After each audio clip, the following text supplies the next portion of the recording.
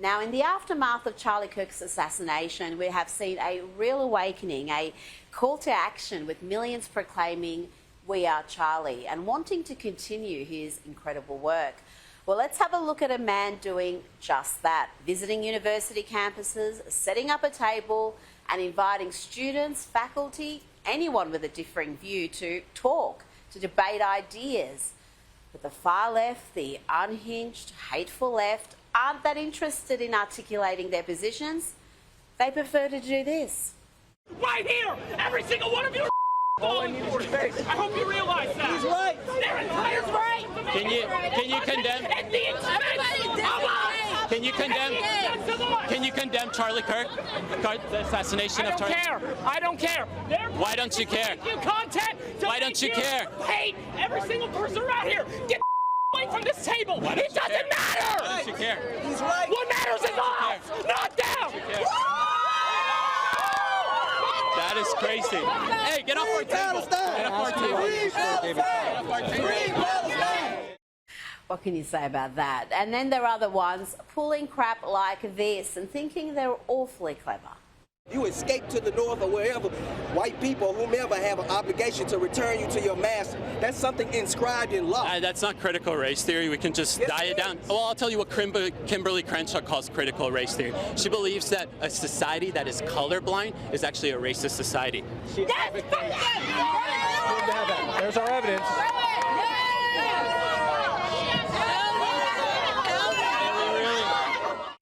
Yep, the suspect looks exactly like you expect them to look. Let's bring in the man you saw in that video, David Khait. David, you and your mate Cam Higby are putting yourselves in peril trying to talk to these folks.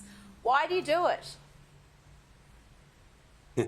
Rita, thank you so much for having me on. Honestly, a week ago, 4 fellas got on the call and they decided, hey, listen, we're not going to let terrorists terrorize us on a daily basis on our college campuses, especially after assassinating somebody like Charlie Kirk.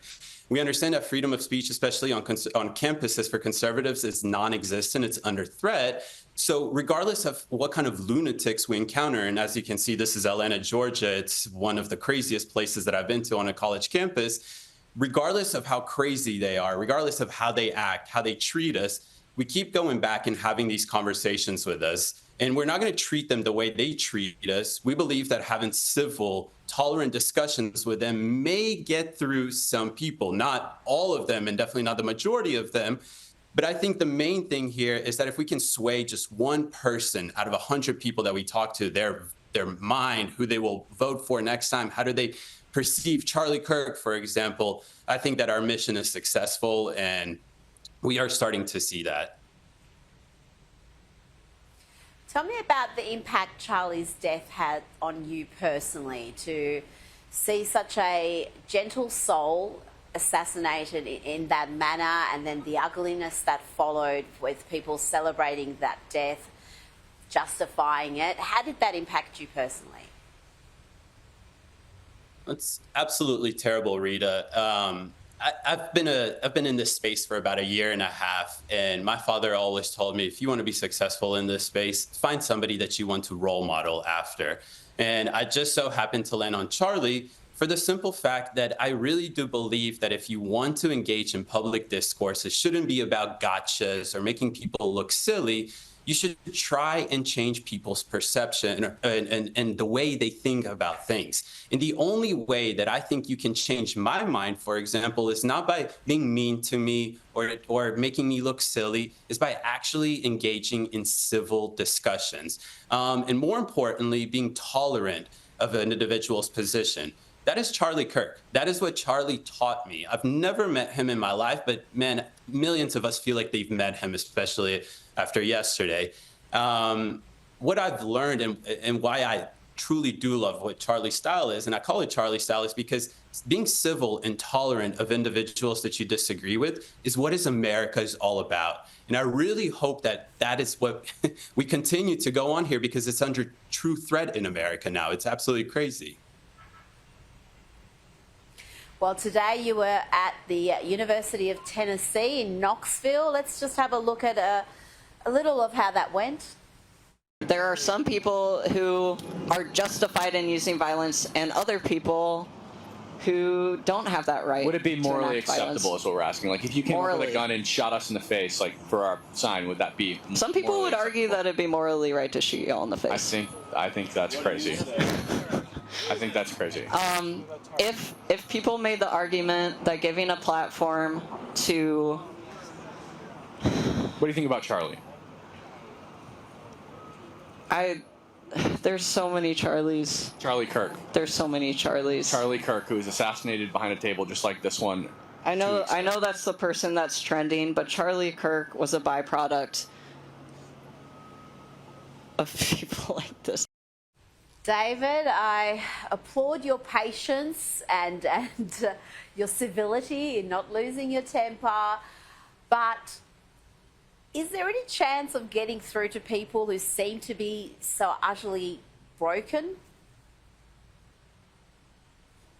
Unfortunately, Rita, with folks like this, I don't think so. But the impact is the people around, right? Kim and I had this discussion on our drive back from the university.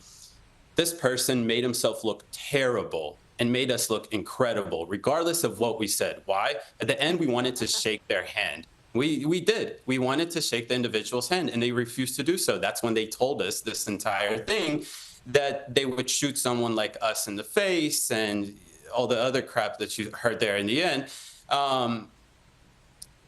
It doesn't help them win at all. And the people that may think like they do, or that opposed Cam and I's position, or what we have there, they see that, and nobody can agree with that. As soon as this individual said this, and probably 50% of the people in the crowd didn't agree with us, everyone gasped, said, "Oh my God, I can't believe he just said that." I don't want to misgender the person, so he, she, but we're still not sure. But unfortunately, we're not really doing this for them, as much as I want to say that we are. It is more likely for a person that is in the crowd that may share a position like they do, but definitely don't agree with the overall rhetoric that they engage in. So perhaps that's what we're aiming for here. David, you make a good point there. It's not always about convincing someone who seems to be utterly broken, but it's all those who are watching on, who perhaps are just deciding where they stand and seeing the extremeness, the ugliness of the modern left, I think, is providing a valuable service. But I want to ask you about how you feel personally when you've just conversed with someone and then they say they'd be happy to see you shot in the face. I mean, that must be pretty chilling. Yeah, it's very, very unfortunate for someone like myself, for majority of people, because this is America. This isn't 2,000 years ago where you disagree with a person and their words hurt you to the point of where you want to go commit a gruesome act of violence. We pointed out at the end, he said that our opinions, our positions, our words truly hurt him or her. And that's the problem that I have, is that if these people truly believe that my words, my positions, my opinion, I don't have executive authority, I'm not a congressman, I can't enact any policy, that hurts them to the point of where they tell me that because of my words, they want to shoot me in the face. I can't believe that we got to this point in America. And unfortunately, I don't want to place blame on people. I think it's a little too early to do this, but you can't stop thinking about how these people got here in the first place. Have they been radicalized? Are they mentally ill? Is somebody propagating to them something on mainstream media? Are elected officials inciting this? Why are people suddenly wanting to take things to a violent level or violent measures just because they disagree with my political position? It's absurd and it's sickening, Rita. It is sickening, and they never wait and consider that perhaps their words are violence and their words are hurtful and hateful. Telling a man who's standing in front of you that you'd be happy to see them shot in the face, they don't see that as hurtful, but you don't respect their pronouns and suddenly it is the crime of the century. Now let's look at a little interaction you had at Georgia State University. Yet at some point, if you... Let me say this to y'all real quick. We're going to keep talking. We're engaged in civil debate here. Do not need to be debated about. if y'all believe in something, stand for it, walk away from this. Hey, give him a mic. All right? Can you come up to the mic and discuss it? Okay. Okay. So that's a good example of not liking public discourse. David, that seems to happen a lot. If a student does want to converse, they're pressured not to by others. Tell me about that intimidation that students face, because there's a lot of self-censoring happening on university campuses. Absolutely. And they do this while calling us fascists, which is the best thing about this. But in this instance, for example, it didn't work out. It simply didn't work out because he said it. If you believe in something, stand for it. He just messed up at the end and said, just walk away. Why would you walk away? We live in America where we have, at least to a degree, the freedom of speech that is given to us in the Constitution, although the government tries to infringe on it a bit. But we live in one of the only places that has this. Europe doesn't even have this. So why would you walk away, especially at a college campus where you're meant to have your ideas challenged by somebody like myself, for example, that is considered radical in majority of these people's eyes, although I'm very center. It fails. And every time that they try to do this, it just shows exactly who they are. And it makes it even better when they call us fascists at the end of the day, because they are the ones that are trying to suppress people's opinions in the public square and our ability to have a simple discussion with people who may disagree, but we're still doing it in a very civil, tolerant way. Now, so far, tell me, what's the most unhinged campus you've been to? You've been to a few.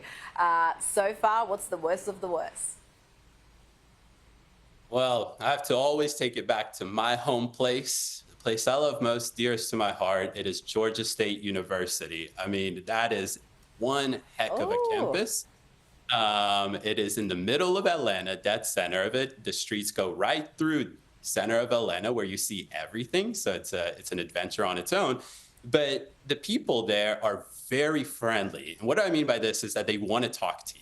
They don't care about what it is, and they don't care that you're on camera, which is why I really do like this campus. But that comes with consequences, because a lot of folks there don't really think before they act or before they say something. And if they end up in a position where, I'm not trying to make them look stupid, but because they make idiotic claims, they may end up in a situation where they look like it because of themselves. And they get angry about that. And just like you saw with the person at the University of Tennessee today, when people that you disagree with can't use their words anymore, they resort to violence. And that is our mission here on the Fearless Tour, is to make sure that nobody resorts to violence, especially on our side, because we understand a lot of people on our side are very angry after Charlie Kirk was assassinated. So we have to go on these campuses and make sure that these folks, especially the most unhinged ones, see us right now still engaging in civil discourse rather than any violence. Well, you're calling it the Fearless Tour, and you have to be fearless to do what you're doing. Before you go, do you have anyone in your family or friends who is telling you to stop this after what's happened to Charlie, that it's not worth the risk? Yeah, of course. And I want to just say thank you to everyone that always messages us this, giving us recommendations. The first day we didn't have a wall behind us. Everyone was scared about that, so we adjusted that a bit. But I'll just say this, that my Jewish mom, who always worries about it and tells me to never do this stuff, don't go and do this stuff, she told me that I need to go do this. And when my Jewish mom said that I need to go do this, I knew that we were doing the right thing. So she kind of threw away all the scare out the way, understood that freedom of speech is really under threat in America. And that's when I said, okay, so yeah, my mom's worried, but she kind of threw it away. Mama knows best. David Khait, thank you so much for your time tonight.